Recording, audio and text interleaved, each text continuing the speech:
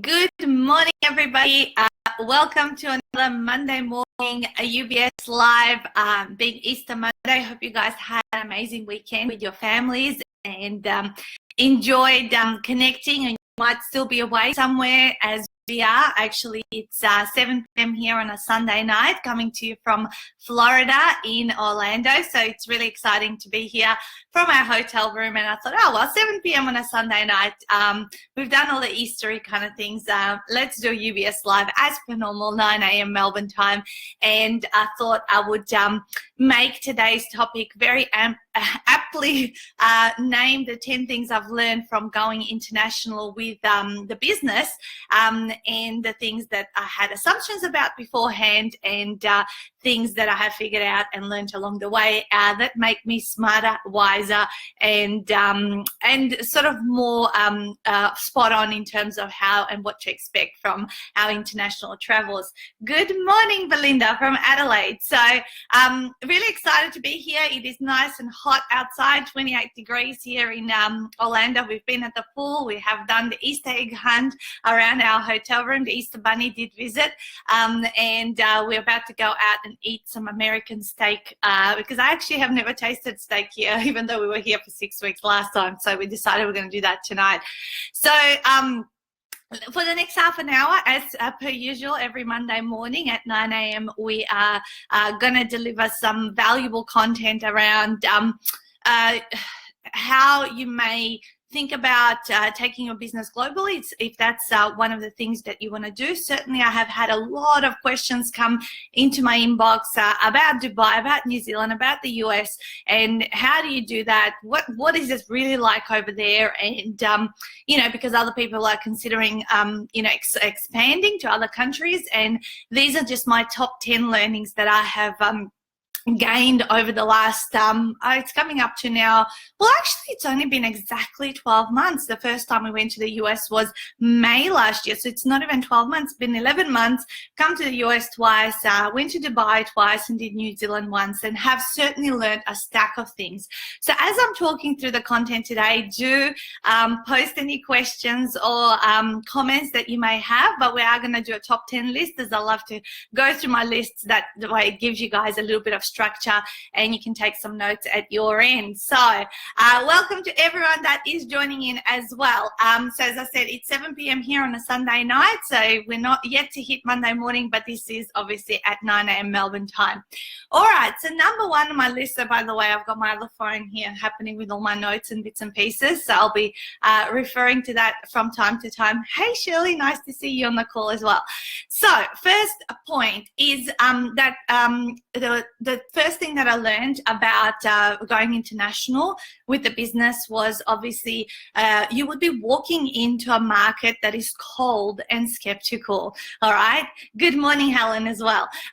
So cold and skeptical. You'd think I would know that this would happen, but I think when you're doing it for the very first time, as I was last year, I had very big and romanticized ideas as to how things would turn out, and actually the outcomes that I had were way better than what people would have expected me to have overseas. So we didn't run at a loss, we did run at a profit by going overseas, and a series of other things that I figured out about going international. But certainly going out for the very first time, I had some grandeur ideas as to what would happen, which is not really the way it actually is. So what I want anyone who is listening to this and haven't been overseas is to realize that you are walking into a cold market. As much as we kind of think, we're doing promotions at home and sometimes we're meeting people for the very first time, I believe that as you have a lot more presence in your home country, the market kind of gets used to hearing things about you from other people, seeing your advertisements time and time again. Whereas when you're walking into a brand new country, it's like, oh my God, like no one knows me here, or you stand up in front of people as I do in my workshops. And even though I feel I can build rapport very quickly and, connect with people, still, there's that sense of who is this person that's coming to our country and that is making these claims, because people may feel unsafe or uncertain if committing to working with you would be the right thing to do, because obviously you're based in a different country, and obviously USA being a very litigious country, how do the agreements and all of the contracts and all that sort of stuff work in that regard. So that was the number one thing, is that I'm walking into a cold market, in a skeptical market, not just here, even Dubai, even New Zealand, into any other country. You have to remember that walking into it is going to be cold and it's going to be skeptical, and you just have to deal with it and work on your rapport building skills. Okay, number two thing that I've learned from going international with the business in the last 11 months is that decision-making behaviors can vary. Okay, so whereas I got so used to a certain way of Aussies making a decision, going into New Zealand, going to America, going into Dubai, there were completely different decision-making behaviors, if you like. So an example of Aussies are actually very quick decision makers. They're kind of like, okay, I'm either going to do this or I'm not going to do this, and the way we operate is very successful. In America, like usually, my call to action was at the end of one of my half-day workshops was to have, the qualifying chat and conversation. And whereas Aussies are very much willing to have a chat and just see what the future potential of working with us is, Americans are very like cut and like I'm either all in on this and I'll have a chat and I'm just going to sign up with you. So people who would take the chat would definitely become a client, whereas a lot of others who didn't want to waste my time, if you like, if that's a saying, they wouldn't have the chat, and therefore I would feel like, oh, back home I get 50 to 60% of bookings from the room who want to chat with me after the event, and here I'm getting only about 10 to 20%. So that was a really interesting one. And then if you see the Dubai market and the UAE, they were very they needed a whole lot more back and forward, a lot more rapport building even outside of the event, and certainly having a partner there in Mustafa, he was doing a lot of legwork beyond the event, and they took so in a way there were many time convincers, like where it took ages and ages and ages to seal the deal, if you like. However, they're amazing and lovely people to work with, and very friendly, and I believe that they keep the relationships also at a personal level, as well as obviously getting the work done, but continuing our relationship beyond that. So that was a very interesting thing. So going internationally for yourself, don't expect everyone to respond and behave in their decision making the same way your own culture is. Of course, we've all heard, people write books. I've had a couple of my authors write books on cultural differences, but actually experiencing it firsthand is also very interesting to see. So behaviors around decision making do vary when you take your business internationally. Okay, number 3 on my list is client interaction will be different. So say now, oh, thank you so much, Shirley. She's loving it. And yes, I'm giving you guys the gift of this knowledge, because this is pretty much a shortcut around some of the things to avoid and what to expect and how to be. But of course, first-hand experience, nothing beats that. But hopefully this will give you guys some shortcuts. So number 3 thing is client interaction will be different. So say you have gone through the decision-making behavior process with people. The next thing is how they are as clients. So some cultures will be less demanding, some cultures will be more demanding, some will require a lot more communication, and others a lot less. And that can also kind of put you off, in terms of, oh, I'm used to blah, blah, and blah, and now I'm being asked for X, Y. So I'm used to A, B, and C, and I'm being asked for X, Y, and Z. one thing I've learned is to be patient. You must play the patience card and not give up at the first sight of frustration, what's wrong with these people, or, they're probably thinking the same about us, just to understand and really step into the shoes of different cultures and how they may be seeing it, and aiming to be the best communicator you possibly can be between yourself, and find and train each other almost in a way how to be towards one another. What are the expectations? What are you willing to do? What are you not willing to do? And just understand that, service levels in different countries are different as well. So, when you do go international, certain clients will, you kind of go, oh my God, where are they? I'm not hearing anything from them. And other times they can be ultra demanding and require a lot more hands-on kind of approach. So that's kind of the thing that I've also seen happen. And yes, sometimes it can be frustrating. Sometimes it can be like, where are these people and all that sort of stuff. So it's really interesting to see how the behaviors alter depending on who you're working with. All right, number 4 thing that I've learned since taking my business internationally is that paid advertising can cost a lot of money when you go into a new country. We do frequent, obviously, Facebook advertising for most of our promotions. And let's say, I'm just pulling figures out of my just a baseline.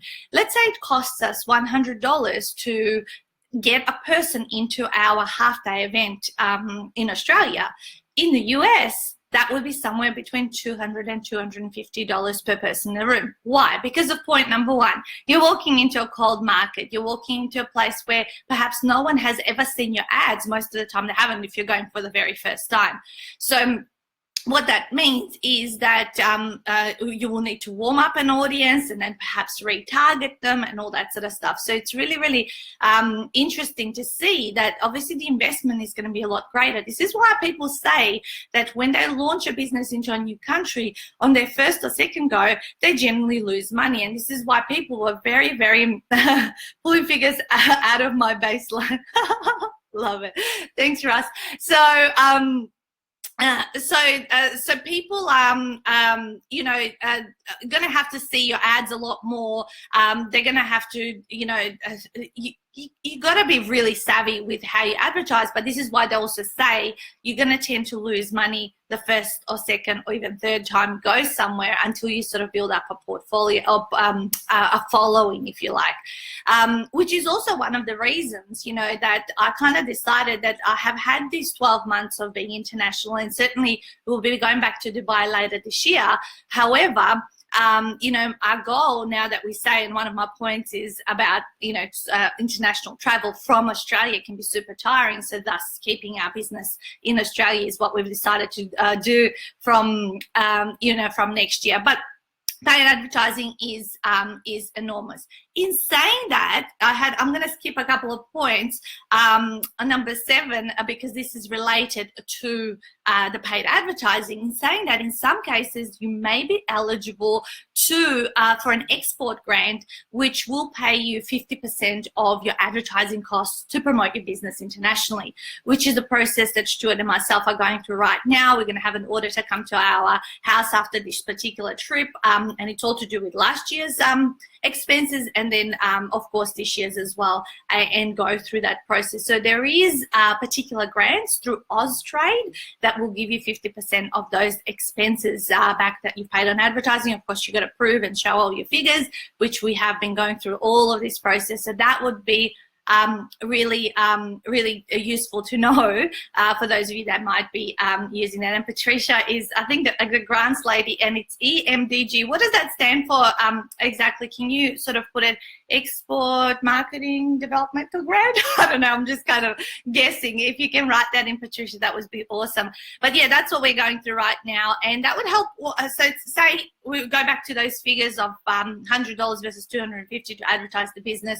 Of course, once you split that into half, it brings it back most closer to what the Australian figure would be for advertising the business. So So that's something that I found out. Oh, export market development grant. There you go, from Helen. I was pretty close, right? But yes, that's the one that we're going through and applying and having the auditor come through. So that's tied into the paid advertising, which is really helpful because, I mean, I made the decision, and this was another point, which was which point was it? Okay, number 6. So I went from number 4 to number 7 to number 6. Do it only if you're willing to gamble the money that you're investing, right? That was one of my points in between. So I'm not going in order now, but I'll cover them all off right at the end. So to give you guys a summary. So what do I mean by that? Well, taking a business international is in a way a gamble. How do you know people are even going to like you over there? They're going to want what you've got to sell. They're going to trust and know and get used to it and actually take the leap into investing in you. So you don't know. You're kind of going. When I went first time here in the US, I had never even been to the country as a tourist before. First time in my life at 39 years of age, I walked into this country, never even having stepped a foot in it before. I didn't know anything about the people. I didn't know what it was like or how I was going to be received, even though people told me this is what it's going to be like. This is, this is, oh, they're going to love you and blah, blah, blah, blah, blah. And all of that, certainly things happen. However, I also had to gamble a lot of investing. Probably, if you guys want a rough figure off the top of my head, I think it was about $40,000 that we invested to run through the first round of events and promotions and the travel and the venue hires and all that kind of stuff. So it was, something that I took on as a challenge. So I knew that my bread and butter was my Australian market, and that I wanted to invest this extra money without being, it's like people who go to the casino, if you're going to be worried about losing money at the casino when, most of the time the house wins, right? I don't even gamble, but I believe I say, if you're going to be worried about going there, then don't go there at all. So this is what I'm also saying, going international to another country, it's going to be an educational experience. Take it as that. Take it as an educational experience. Take it as you growing as an individual, being challenged and stretching beyond.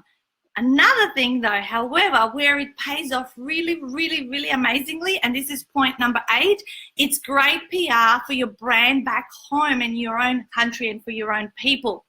Okay, so even though we may not have made a ton of profit when we went to all of these other places and all that sort of stuff, thankfully, yes, we didn't end up in the red, we ended up in the green. We believe back home it produced amazing PR and promotion and perception of our brand. Like people, I think there was someone I ran into, where was it? I think it was at the Melbourne workshop just last week on the 27th of March. Someone came in and say, oh, I know you through this person. Oh, you're that global lady. And I'm like, what? People are calling me global. I was like, it's really obviously nice to hear that that's the perception that perhaps has been built out there. However, that's what I'm saying. It's like, yes, it's a big gamble, but also at the same time, there's a lot of intangible benefits that go with taking a business international. And you don't have to do it all the time. You might decide, to bundle it up with a trip that you might be going to. Actually, this particular tour right now, the main purpose is WrestleMania. We're going to WrestleMania. We've just spent 4 days in Orlando. We went to SeaWorld. We're doing a stack of other things in amongst 5 days of events. And we're here for 2.5 weeks. So we're kind of doing it more. And it's actually has really felt like a holiday. In saying that, now point number 9 was traveling often and far can get super tiring, right? And and after all, it's a business trip and not for pleasure. So most of my trips are purely business. Like this, it has surprisingly felt like quite a lot of pleasure right now. We haven't started our events here, but it is very tiring. There is certain. I'm going to actually probably do this live next Monday at 9 a.m.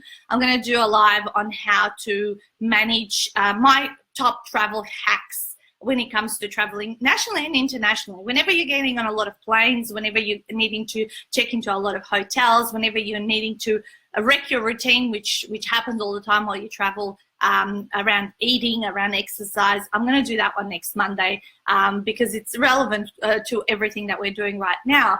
And there's certainly the things over the last 4 years that I have figured out that work really, really well, that actually give me a total routine while I'm still away and still feel like I have everything that I need at my fingertips, that makes me feel like I'm home away from home, if you like. Sorry, I haven't been reading a couple of the comments. I've been just in the zone, sort of sharing and delivering with you guys, but I'm going to respond to that. So thank you so much for some of the comments that have been coming through. So that's a big one. It's tiring, and this is why also being based in Australia, going to any other country aside from New Zealand, it's going to take at least 5 to 10 hours of flight time, if not more, if you're going to the US and to the European markets. So it is really important to consider, and this was number 10 point, was have you exhausted all options in your home country? Is there a need to go international? And this is the question that we came to with Stuart after self-inflicted scheduling on my part for these first 4 months of the year. You guys may know that we have not been not on a flight every single week since mid-January. And it's now April, and it's not going to stop till the 20th of May. We are on a flight every single week somewhere. And we have been back and forward throughout Australia and Dubai and New Zealand and now the US. And I can tell you this was meant to happen because, you know what they say, everything is perfect. And it was just a lesson that I needed to learn, that I shouldn't schedule myself like this, and that perhaps my most amazing clients and business exists in Australia, and that I actually don't need to go international. And things, will, happen. Generally, like in Dubai, I have a partner, so that there I have to fulfill all my promises and what I have said. But that was another point that I had, which was point number 5, which I missed before, that it's a lot easier having a partner on the ground than doing it all yourself. So the difference between New Zealand and America was that I did everything on my own.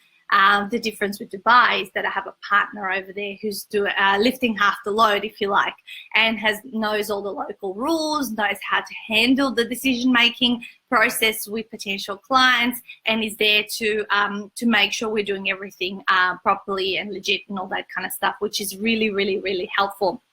So, so my whole thing, like the book The Alchemist says, your gold is hidden in your backyard, is to have realized that after 12 months of going international and really committing and following through on everything that I said, is that I do want to stay home, because I do have my children that I've been away from a lot this year, and so has Stuart. He came on the road with me at the start of this year, whereby my mum took a part in the business to then take care of them while we were away. And we are after a lifestyle business. We don't need any more revenue growth. So like I learned at the recent PSA conference from another couple that was in business, they actually chose to purposely plateau their business at a certain level that would support their lifestyle. And I would say that I'm getting to that point now. I'm about to celebrate 8 years in business, and I'm at that point where I perhaps do, this year going to be a multiple $2 million business, multiple 7 figures. And that's enough. I think we've got everything we need to have. We can still build our property portfolio. We can still do all of the other things and travel and do the amazing stuff. But we believe that Australia is our market, and Australia is where we will, go to other cities and venture through to places where not many people go to, which is cool. And that doesn't mean we're not going to go to Singapore, Malaysia, or try something different, because I'm driven by variety, and I'm driven by the fact that by challenge. So for me, taking the business to Dubai and America and New Zealand was not more for further revenue growth. It was to challenge myself and stretch myself out of my comfort zone. I found that in Australia that I was very comfortable. I love operating. I love serving the clients there. I just needed to stretch and I guess get myself, out of my comfort zone to grow at yet another level. So there'll be other ways I'll be growing and challenging myself. That doesn't necessarily mean they need to be tied into the business, but that's some of the things that I have learned. So let's do a little bit of a summary point and let me know what was the most valuable as I go through my top 10 list of what I just shared in the last 25 minutes. I want to know what was your number one thing, or do you have a question that's related to international travel that I can answer while I'm on the call for another 5 or 10 minutes before we go and get some steak or what was the most valuable point out of what I shared. So let's go through the top 10 things I learned from going international with the business in the last 12 months. So number one is that the market you will go into is going to be cold and skeptical. So just be aware of that. Number two is that decision making in your potential clients is going to vary. Some will be fast decision makers, some will be many time convincers, and some maybe 2 or 3 times. So they're going to vary depending on the culture. Number three was that client interaction will also be different. So some cultures will be more demanding and some cultures will be less demanding. Number four was paid advertising will cost a lot more when you're launching in a new country. So don't expect to be getting the same paid advertising results you're getting in your own country where you're perhaps known, you've been seen multiple times, over going to a brand new country. Number five, it's easier to have a partner on the ground in another country where you will perhaps do profit share with them than to do it completely on your own, which is a lot more responsibility and a lot harder in terms of getting a result. Number six was do it only if you're willing to gamble the money you're investing, because it is a gamble. You don't know how you're going to be received. You don't know what's going to happen. So it is a gamble. So don't sort of put your house on it all, as they say, and then feel like, you're not able to provide for your family. Number seven was in some cases you may be eligible for an export grant which pays 50% of your advertising and promotional expenses through Austrade. And earlier on, Helen and Pat said the Export Marketing Development Grant, that's what it's called, and they ask people who can help you apply for that and get it through. Number eight, it's great for PR, so the intangible benefits of your brand and an at-home perception. So that's a really, really good one to remember, that when you are going international, you are also building goodwill back home. Number nine is traveling often and far can get super tiring. After all, it's for business, not for pleasure. And when it's business, you don't get to see all the awesome things, that are out and about in the cities and the countries that you go to, unless you obviously schedule in extra R&R time while you're there. And number 10 is, have you exhausted all options in your home country? Is there a need to go international, right? Because sometimes you might think the grass is greener on the other side of, from home, and it's going to be better and all that sort of stuff, but not necessarily. So make sure that you also sort of consider that and see where it's at. So Shirley, what did you say? You thought the EMDG gold to explore? Yeah, I do believe gold is in our own backyard. Leverage, partnership, gamble. I prefer money mindset. Russ, exploring the export advertising marketing grants was very useful. Yeah, sure. So guys, that's been some of my insights as I sit and I think. How far we've come and what are things that have been happening all around us, and how I feel about all of this sort of stuff. I think I wouldn't take us back a second of it. It's an amazing journey. It continues to be one. I am always learning and thinking the example that I'm setting for my family, for for my friends, for you guys who follow and, you know, support me along the way. That always keeps me going as I go. It meant a lot when I was on my first USA tour last year. I had so many people sending me lots of love and support, you know, because I was completely on my own. Now I've got Stuart and Judd here. It's you know, it's great to, you know, sort of share things with them, and we're about to hit the road running. We've got tomorrow as our day off, and then we're doing Orlando, Tampa, and Fort Lauderdale Tuesday, Wednesday, Thursday, and then it's WrestleMania on the weekend, next weekend in New Orleans. So we've got a big tour which is about to hit the road running. I will come back next week this time, which will be probably 4 p.m. I think in LA on the Sunday, and I will share with you guys some of my travel hack tips on how to manage energy, food, exercise, planning, maybe some of those things, because I think if we are well organized, well ahead of time, and I'll talk about how I plan flights and accommodation and maybe some of those things that we always organize. So we do them in 6-month blocks, and I will share that kind of stuff because I'm all about being super effective and efficient and getting shit done really quickly so I can have a lot more time to enjoy lifestyle. So have an amazing week ahead. I know most of you may be back to doing businessy things from tomorrow. I mean, I guess we are from Tuesday, still being Sunday here in the US, but smash out your weeks. I'm glad I got to connect at our proper time, because this is where people normally expect me to come online at 9 a.m. Monday mornings. And I will see you next week for our travel hacks while traveling nationally and internationally. Smash it out, guys. Bye from Orlando, Florida.